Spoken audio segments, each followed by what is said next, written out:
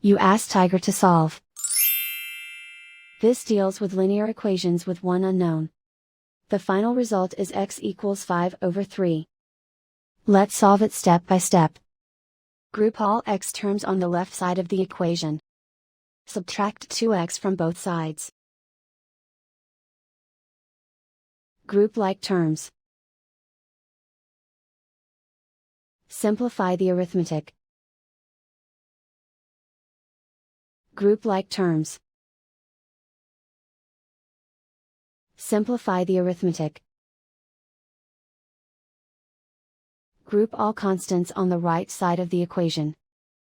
Add 4 to both sides. Simplify the arithmetic.